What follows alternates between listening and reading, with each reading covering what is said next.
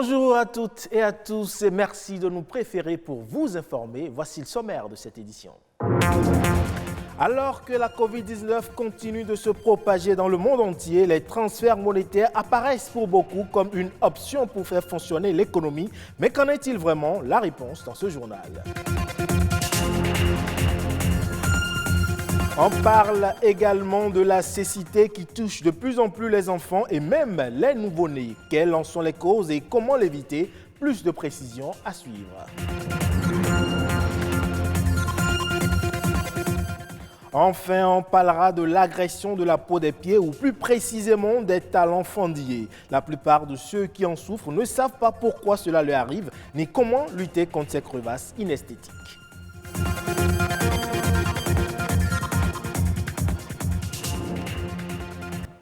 À nouveau, bonjour. On célèbre aujourd'hui la journée mondiale de la communication sociale. Une journée commémorée chaque année le dimanche suivant la fête de l'Ascension. Le thème de cette année, la mémoire comme réalité dynamique, a été révélé depuis janvier dernier par le pape François. En choisissant ce thème, le pape souligne l'importance de la mémoire dans la communication. La mémoire vue comme une réalité dynamique qui permet de transmettre de génération en génération les histoires, les espoirs, les rêves et les expériences.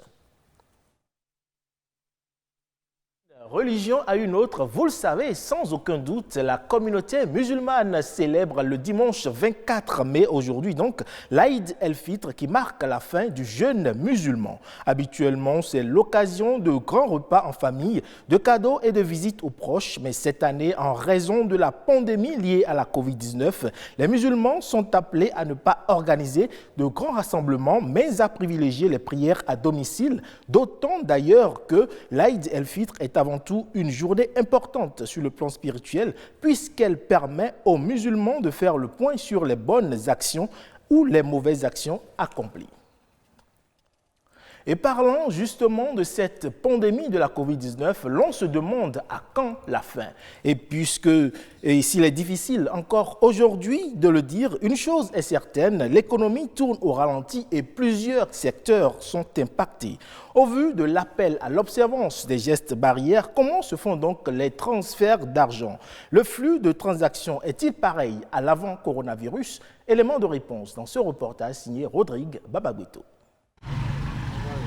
Devant ce comptoir, Meshak fait un dépôt d'argent. S'il se déplaçait auparavant vers les centres de transfert pour ses transactions mobile money, la pandémie du coronavirus n'y change rien aujourd'hui.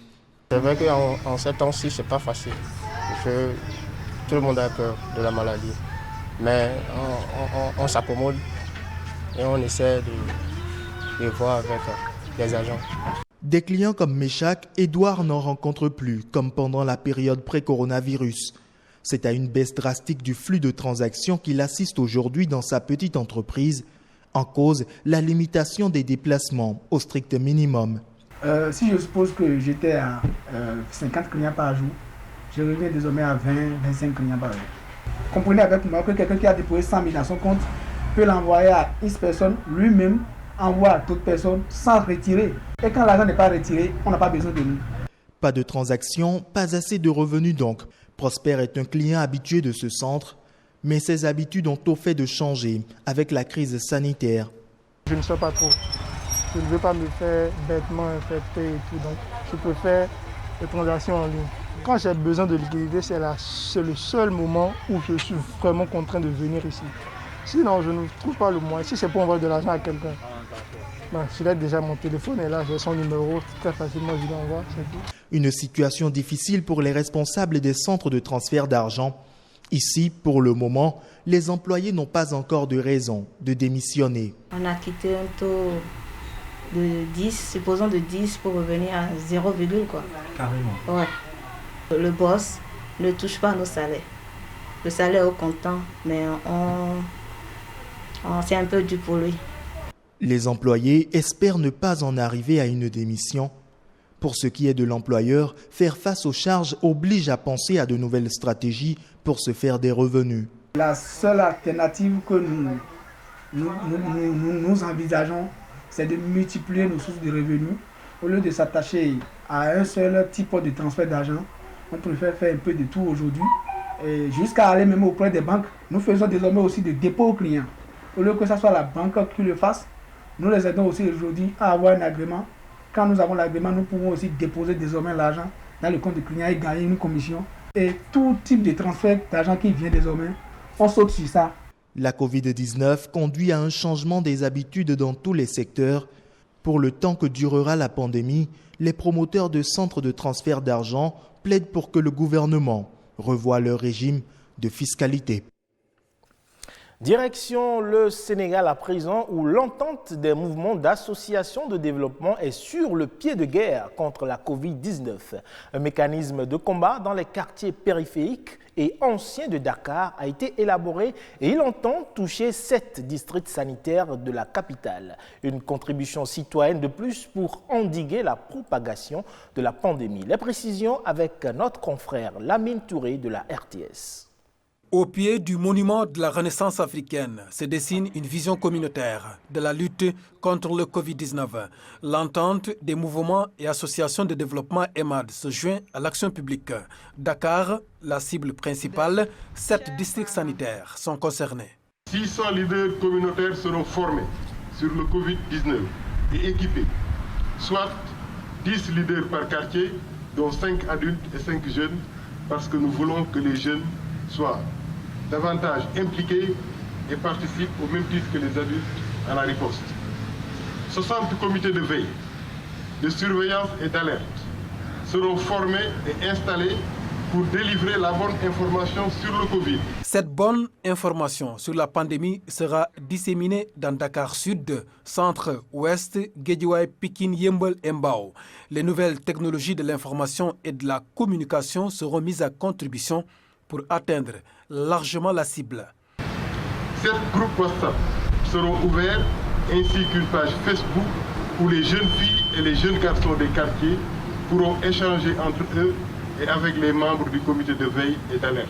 Ce que EMAD fait, il faut le louer, il faut le féliciter, il faut l'encourager.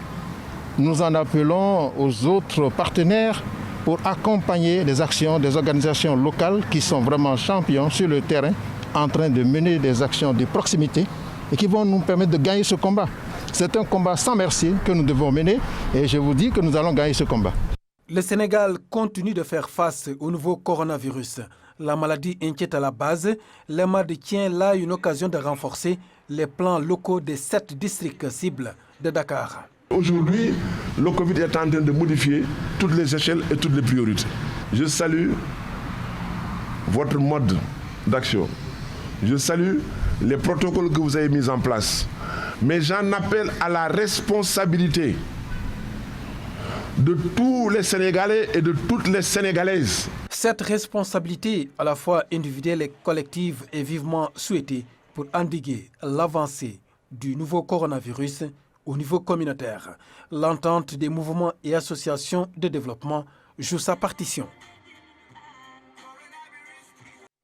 Santé oculaire à présent avec la cécité, ce mal qui affecte l'acuité visuelle au point de la rendre très faible. Il touche très souvent les personnes âgées, mais depuis peu, des enfants et même des nouveau-nés en sont malades. Question, quelles pourraient en être les causes chez les enfants et quels sont les comportements que la femme enceinte devrait adopter afin d'épargner son bébé? Eh bien, un médecin ophtalmologue nous donne quelques éléments de réponse sur des propos recueillis par François d'Assise à Massioua.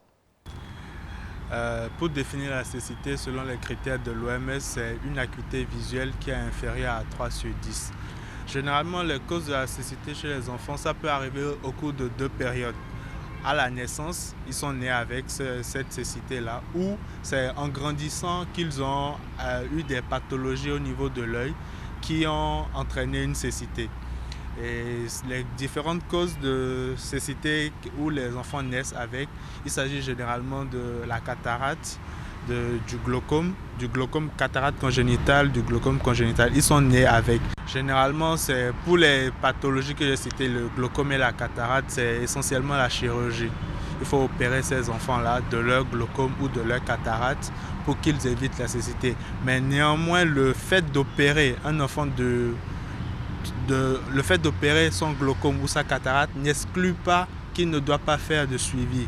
Généralement, les cécités congénitales, les causes congénitales de cécité arrivent au cours de la vie intra-utérine. Généralement, ce sont des moments lorsqu'elles sont enceintes, elles ont fait une infection pendant la grossesse, c'est-à-dire comme infection, on peut citer la toxoplasmose, qui est une maladie virale. Le virus de l'herpès aussi peut donner ce type de pathologie chez les enfants à leur naissance où ils ont une cataracte congénitale. Maintenant, pour le glaucome congénital, c'est lié à des malformations au niveau de l'œil. Et cette malformation peut être aussi liée à la prise de certains médicaments au cours de la grossesse. Donc déjà, ce qu'il faut conseiller aux femmes, surtout lorsqu'elles sont enceintes, de faire suivre leur grossesse dans un centre approprié où on fera un bilan de tout ce qui est pathologie à rechercher chez eux qui peuvent donner une pathologie chez les enfants à leur naissance. Et je le disais dans les titres, c'est un mal qui agresse la peau, notamment celle des pieds qui se retrouve en sécheresse cutanée au point où le talon trop sec et cailleux peut se fissurer. Comment en finir avec ce que l'on appelle les pieds fendillés? Mieux, quelles sont les méthodes pour l'éviter? Les réponses dans ce reportage de Stéphanie Dekwemadora. Une image qui paraît désagréable à la vue, mais avoir de tels pieds peut bien être un enfer. Des chevilles sèches, pleines de crevasses depuis les talons jusqu'à la plante des pieds, ou rien que des talons fendillés. Ce phénomène est des plus inconfortables, et quand il faut en expliquer la cause, les réponses sont presque unanimes.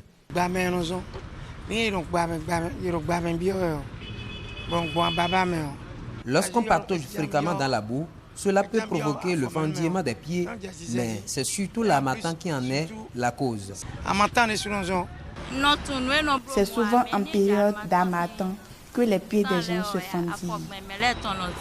C'est quand l'air est vraiment sec que ça se constate. Pas faux, l'harmattan peut effectivement être à la base des fissures au niveau des talons pour ceux qui ne s'hydratent pas suffisamment la peau lorsque souffle ce vent sec. Pourtant, bien d'autres raisons expliquent l'apparition de crevasses aux pieds. Vous avez des familles dans lesquelles les gens font de l'asthme, de la rhinite, de la sinusite, de la conjonctivite allergique.